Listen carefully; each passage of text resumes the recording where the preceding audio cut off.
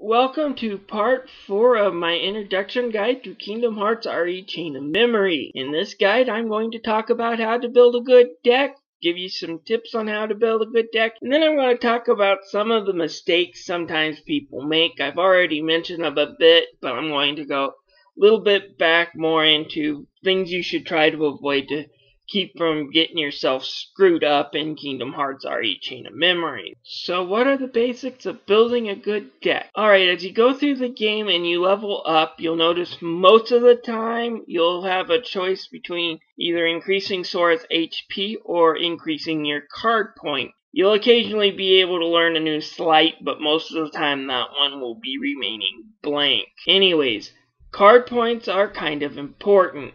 What they do is they increase your number of cards you can have in your deck. Each card you grab, whether or not you found it in the world just from bashing items or if you found it in a Moogle room, contains a card point cost that you'll need to pay in order to put it in your deck. The more powerful the card, the higher the CP. You'll be able to tell your amount of CP you have when you're building the deck, and if the number turns red, it means you have more CP in your deck than the Sora has CP that he's unlocked through leveling up, and when that happens, the game won't let you use that deck until Sora has enough CP, which usually means you're going to have to take cards out of that deck if you want to use it. Now, there are things called premium cards, which I've already touched on, which will lower that CP cost for the cards if you turn it into a premium card or if you get a card like it from the Moogle shop that's already a premium card. Already touched this. These cards are valuable if used right, but they can screw up your deck if used wrong, so be careful there. Now, also, I should tell you that whatever place you put your card in the deck will be whatever place it appears when you're out battling on the field, with the top part appearing to the right of the start point and the bottom part appearing to the left of the start point. So keep your deck organized as well. This is also a screw-up people do. You can have all the greatest sleights in the game available in your deck, but if you can't find them in order to use them in a heated battle, you will lose, so keep that in mind.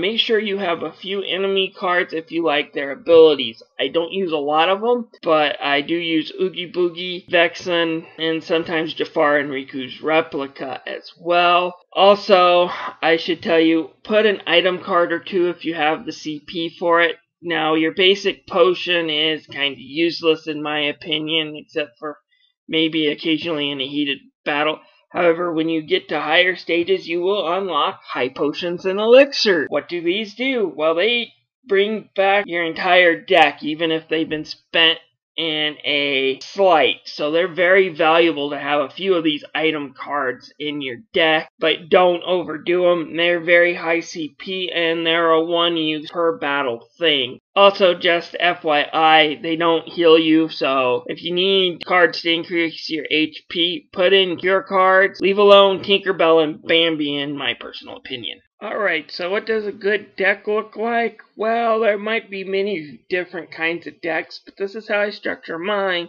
And in this video, you can see how I do it. I put zeros on top. Those are what I use to break enemy sleights, and I want them right away. If I have to shuffle my deck, that's the first card I want to be able to use right afterwards, just in case the enemy stocks a sleight while I'm reloading. Then I go downwards from 9 to probably about 6 or 5, using different variation of key cards. This way I can use various Keyblade sleights if the notion strikes me. Then I go with my magic cards. I normally have all my magic grouped in elements, usually from least to greatest value, going to the right as I scroll through my deck. Then I have my summons, and then finally my cure and my item card usually.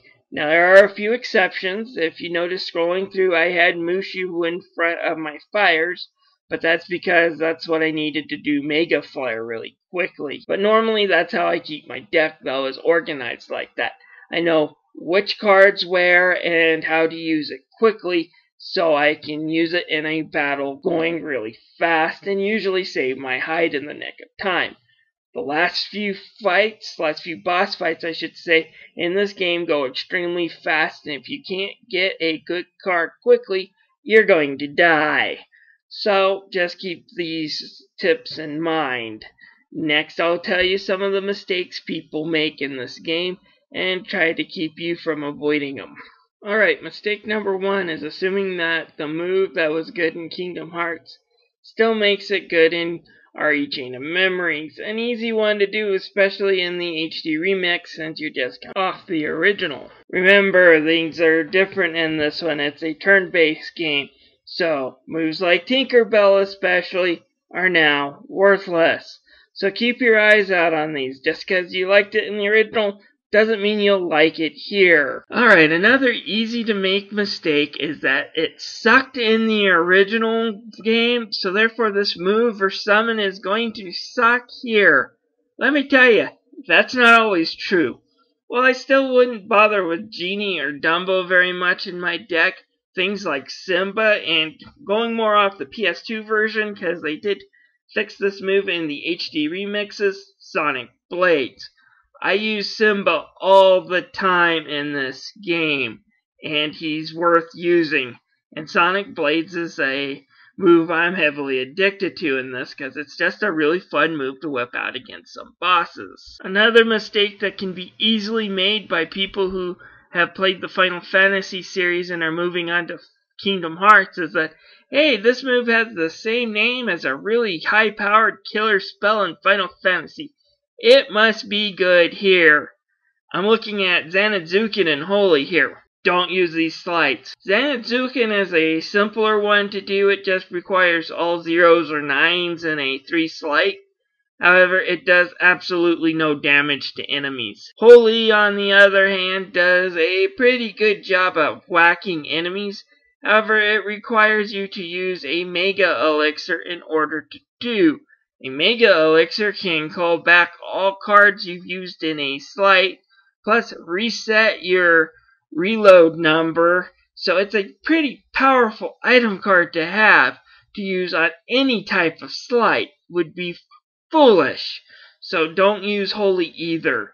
Alright, I've talked about these two things before, but they're worth repeating before we go into the main guide. First thing you have to do is keep your deck organized and be prepared. And by organized, make sure you got your key cards organized the way you want them. Now, one of the things that you don't have to worry about in this game is when you get new Keyblade cards, you don't have to worry about putting them immediately in your deck. Worry more about variation and keeping them organized rather than trying to destroy your deck, making sure you got the latest card. So just keep your Keyblade cards organized, keep your magic organized, and you'll have a killer deck even if you don't have the latest cards in it. Finally, keep your premium cards down to a level where you can use them. They should be used for slights, and that's it. If it's not a card you use for slights, it shouldn't be a premium card.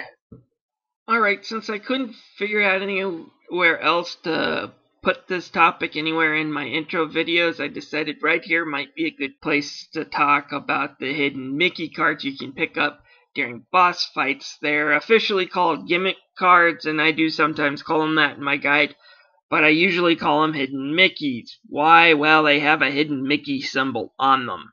Anyways, these are powerful cards that have a special ability during boss fights.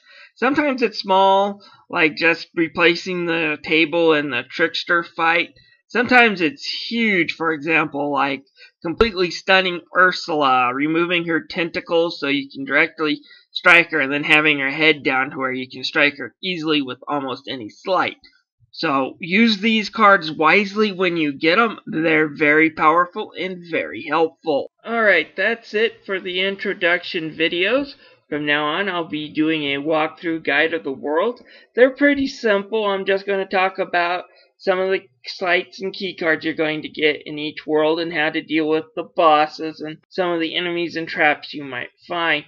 If you have any questions about the game, please feel free to comment either on the individual section of the guide you're having problems with, or in one of these intro videos, and I'll try to reply to you as soon as possible. Anyways, I hope this guide helps you, and thank you for watching these intro videos. Now let's get started with Stage 1 Traverse Town.